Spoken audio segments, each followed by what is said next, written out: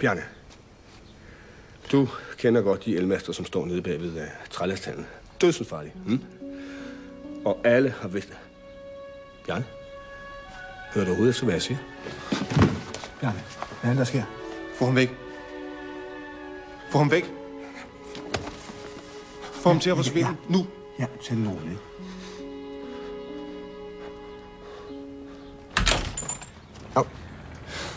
Jeg skulle kunne tale med Bjarne Amager. Er det her, han er? Det kan jeg desværre ikke udtale mig om. Er der noget andet, jeg kan hjælpe dig med? Nej! Kommer Bjarne nu? Vil du godt lige være sød og tale ordentligt til mig? Jeg kan ikke tale ordentligt. Har hjerneskade. Men derfor skal Ejgil behandles på lige fod med alle andre her i huset. Kommer Bjarne nu? Det kan jeg love dig for, at jeg ikke gør. Du skal ikke være her. Kom, væk fra området. Kan du ikke forstå dansk, mand? Ved du hvad, den diskussion, den gider jeg simpelthen ikke stå og tage med dig her. Så, væk fra området.